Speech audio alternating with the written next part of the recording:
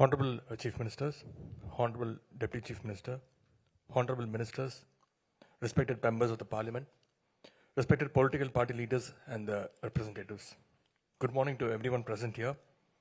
Our Honorable Tamil Nadu Chief Minister has convened this meeting at a very crucial time when our rights and voices are under real threat.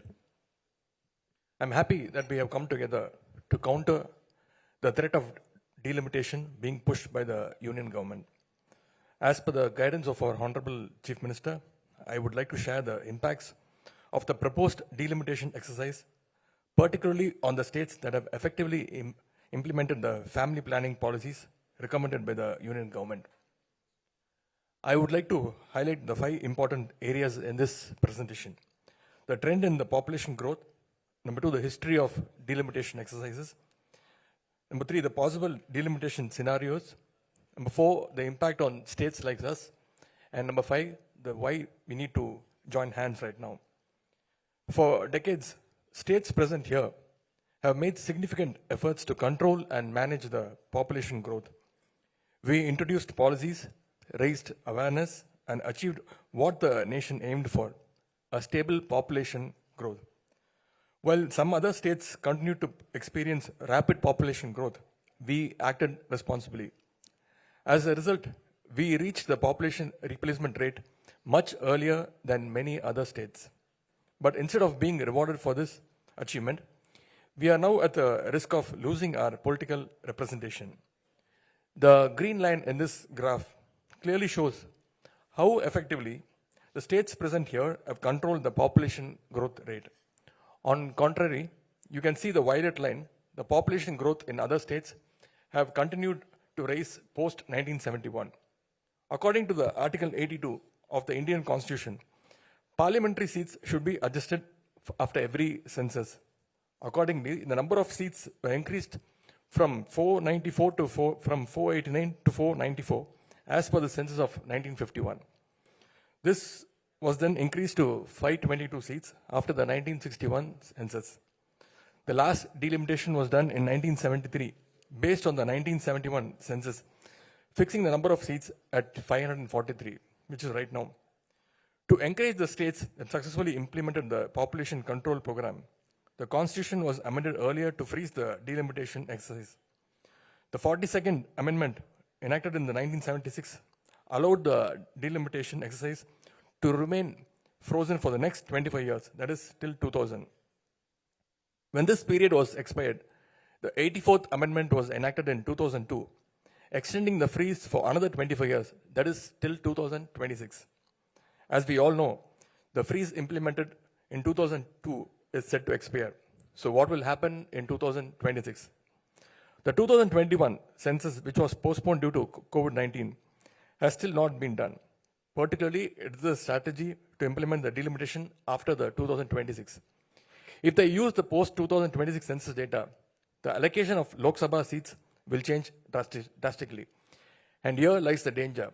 States with high population growth will gain more seats, while states like us, we will lose significant political representation.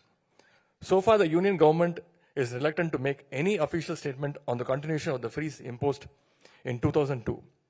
In fact, there are contradicting statements from the Honorable Prime Minister and the Home Minister on delimitation, creating a lot of confusions.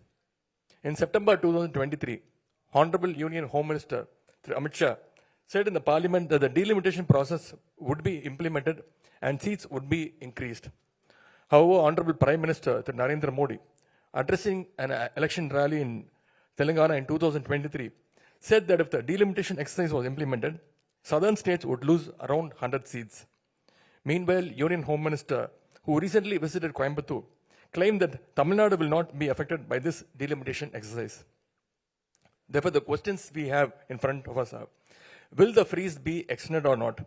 Will the number of seats remain the same or will it increase? If increased, what will be the number? On what basis the seats will be distributed among the states? Whether it will be done as per the 1971 census or the proposed projected 2026 census. If the freeze is not extended, 2 scenarios are likely to occur. Number 1, the Union government would do the delimitation exercise by keeping the current 543 seats but redistributing them based on the 2026 census. The scenario 2. Alternatively, the seats may be increased to 848 and then distributed after the 2026 census. In both the cases, we will lose our representation significantly. The scenario 1, for example, if the existing 543 seats is retained and redistributed based on the 2026 projected population, what will happen? I would like to explain this with some data here. Today, the states present here contributes 30% of MPs in the parliament, with a total of 163 seats out of 543 in the Lok Sabha. If the delimitation is implemented, our seats will drop to 133 from 163, reducing our representation from 30% to 24%. For example, Kerala will lose 8 seats, which is right now around 20, they will conclude at 12. 20 minus 12 is 8, which is nearly 40% of their existing seats. In contrast, the number of seats for certain states will increase significantly. In case the scenario 2 happens, if the number of seats is increased to 848, what will we get? We might get some additional seats, but our overall representation will still decline to 24.7% from 30% again. For example, consider the case of Tamil Nadu. If 848 seats are redistributed based on the 1971 census, we should get 61 seats. However, as the projected population of 2026, we will get only 49 seats. Tamil Nadu alone will lose around 12 seats. Kerala will lose around 11 seats. Andhra and Telangana together will lose around 11 seats. And as a team, 7 states present here will lose a total of 44 seats. So what are the possible threats here? The delimitation would unfairly increase the representation for some states while reducing our current representation, giving undue advantage to few states such as Uttar Pradesh, Rajasthan, Bihar and Madhya Pradesh.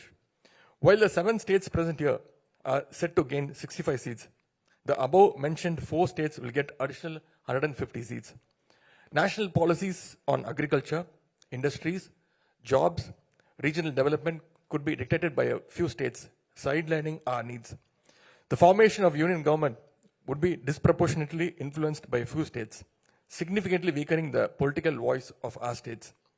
Therefore, we call this as unfair and unjust move by the union government. This is not just a numbers game, it is a planned attack on non-BJP ruled states to reduce their representation. More seats for states with higher birth rates means our voice in the parliament weakens. If not rewarded, we should at least not be penalized. This move is a direct threat to federal structure.